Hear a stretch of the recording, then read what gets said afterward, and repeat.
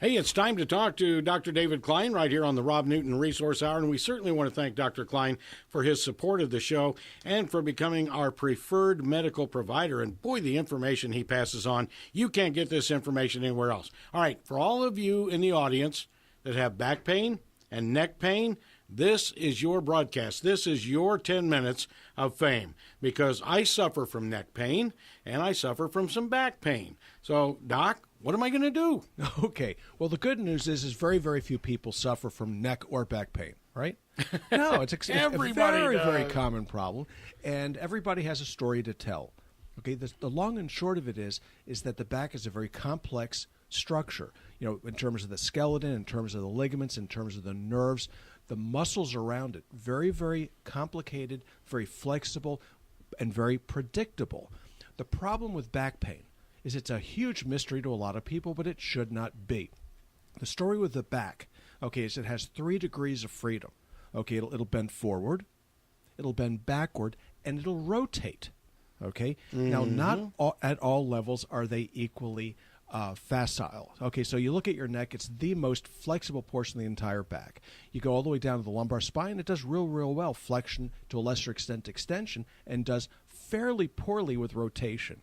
You go into the thorax, it does real well, flexion extension, and doesn't rotate well at all. Okay, so it takes a combination of events, a combination of capabilities in order for you to look over your shoulder, in order for you to twist or roll out of bed. And herein lies the beauty of this, because the complaints that you have will clue the doc in, or they should clue the doc in as to where to look and what it's all about. Because just because you have back pain and just because some bonehead went out and got an MRI that showed a herniated disc does not mean that the herniated component is causing your pain at all. It does not imply causality. Well, why? 1/3 of asymptomatic individuals at the mall, 1/3 have a herniated disc and no complaints at all. God help them if they pull a muscle. God help them if they jam a joint. God help them if they develop a little inflammation of one of the muscles or bursa. Mm-hmm. Because somebody will go ahead and get an MRI, they'll see the herniated disc, and what do you know about that? They get operated on. Oh. Well, here's the deal, okay? There are subtle complaints that people will have that will point you in the right direction. Well, gee, I have a herniated lumbar disc. Well, if it doesn't hurt from your back down to your toes routinely, not that means every time, then odds are it's not coming from the herniation. Mm-hmm. Okay, why is that? It's like a string of Christmas lights. When you nail the plug on a string of Christmas lights, the last light isn't the one that lights, or the first one. It's all of them. They all flicker. That's the way sciatica operates. So, I've got sciatica. Why? Because your hip hurts? No, you have hip pain. Okay, if you have back and hip pain, you have back and hip pain. That is not sciatica. So sciatic is a term that's used to involve or to suggest involvement of the L3, 4, and sometimes 5, maybe S1 nerve roots, all combined to form the peroneal and tibial nerves that go down to the foot. So if you don't have pain to the foot, you don't have sciatica. But what about those individuals that have pain in the back and hip? Well, let's think about this one for a second.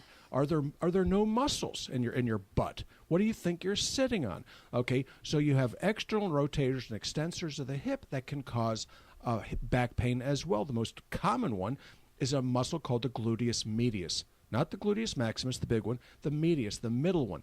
Why? Because there's a nerve that passes in there called the superior gluteal that when you rotate the wrong way, it'll hurt. When you lean forward to brush your teeth, your back will hurt. When you go to stand up from a sitting position, or if you're trying to get out of the driver's seat of your car, okay, or get into the driver's seat, you're externally rotating the hip. It causes pain. More times than not, that's irritation of a nerve called the superior gluteal by a tendinitis of the gluteus medius, and it can last for years. What about little things? Okay, like rolling out of bed. Gee, nobody ever asked me, does it hurt when I roll out of bed? There's only one thing that I know of that will cause pain with rolling out of bed, and that's arthritis of the sacroiliac joint. Well, gee, how interesting. The SI joint is held together by 3 large ligaments and a nerve that passes through there called there's a L4-5 dorsal root. So when that sucker gets irritated or inflamed, it will cause what you would think to be Sciatica, because you have some pain in your butt, a little bit of discomfort that goes down the back of your thigh, but never really quite to your toes. Maybe some groin pain along with it. But the sacroiliac joint is the largest joint in your body. It's one of the most common to become arthritic. And gee, don't you know, it hurts when you go to roll out of bed in the morning. Yeah. Treatment is easy, it's quick, it's cheap, and does not involve, happily, surgery. So what else are we looking at? You have these nifty little bursa that go from the base of your skull down to your tail, okay, that sit between the supraspinous and intraspinous ligaments, which you would not really necessarily have ever heard of, but they're three ligaments that tie the dorsal portions of the spine together. And between the superficial two, the most superficial and the middle ligaments, is a lubricating sac called a bursa. You injure these things with extension. So you get hit from behind by an automobile accident, or you slip and fall and your back is arched backwards. The bones of your back are thrust together like somebody like me squeezing your hand too hard at a handshake and crushing your knuckles. That bursa gets swollen, and then every time you go to extend your back, which is another way of saying look up overhead or try to sleep on your stomach, especially if you have large breasts, and your back will hurt like crazy. It's point tenderness. You don't know where it is until somebody actually examines it. How hard is this thing to fix? Very, very simple. It involves, again, either a topical anti-inflammatory, but in this case, just a little bit of an anti-inflammatory squeaked into that bursa and it goes away in a moment. Very, very simple, and you look like Mr. Wizard. Well, what else? Okay, now I'm carefully avoiding disc pain. Okay, why? Right. Another discussion, another day. What else can cause backache? There's a muscle called the Iliopsoas that goes from the lower back to the groin. Okay, you use this when you go to pick your knee up. This will cause back pain when you damage or pull that muscle. So a pulled iliopsoas muscle will cause backache. It'll feel like you have a kidney stone cooking. There's a muscle called the sartorius that goes from the knee to the hip that will cause pain in the back as if you had a kidney stone going down. So what's the moral of the story? Knee and hip muscles can cause back pain. What else? Gee, let's look at the pancreas. Pancreatic pain causes backache. Okay, it's really embarrassing to be treating somebody for muscular or skeletal back pain when in fact they have pancreatitis. So if you're out there and you might drink a little too much, you have backache, you better start thinking this way as well. Now, life-threatening back pain. Can you imagine? Life-threatening back pain? Life-threatening back pain. pain. Yeah, we had one on the show one time, right? Okay, lady called in with back pain. That's right. Just the wrong type. She had a dissecting aortic aneurysm. The aorta was dissecting, it was breaking down, and she was going to die with this. So again, back pain need not necessarily be something to lose any sleep over, but it is something that you need to attend to because there are lots and lots of things that have to be done.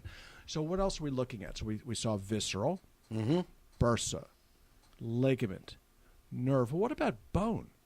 Okay, osteoarthritis of the spine can cause backache. You don't think that that's common? It's not just in human beings, but all animals will develop arthritis if they live long enough. Well, we're living longer and longer.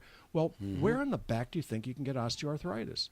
Each one of these bones articulates, okay, on something called facet joints. These facet joints can become arthritic and they can hurt. But that's not the only joint. The disc itself is a joint. Okay, people think of it as just some object there that separates the vertebra, but it's actually part of a joint. So those bones have to move on each other. So the ligaments that surround it can become aggravated and painful. So we treat that entirely differently. So there are many, many causes of back pain. There are many, many ways to go with it. There are many different types of treatment, but it all hinges on diagnosis. So you never want to let anybody come after you with the sharp end of a knife without a really, really good reason. Because, again, when you're looking at spinal surgery, 1/3 gets some relief. That's some relief. 1/3 gets some relief of pain, 1/3 gets worsening pain, and 1/3 stays the same. And if you think those are good odds, you're not going to do well in Vegas. Oh, boy. Robin put us together with the stages of life. After that, I think everyone needs to call 407-679-3337. You can also find us on the web at stagesoflife.net. We are located in Longwood at 1917 Booth Circle. That's right off of I-4 and 434, just one block east off of Raymond Avenue. Our office hours are Monday through Thursday from 8 to 5, and the health store is open during those office hours. Like us on Facebook at Stages of Life Medical Institute. All right, very good. Dr. Klein is now with us 5 days a week, and we thank him for all of his information.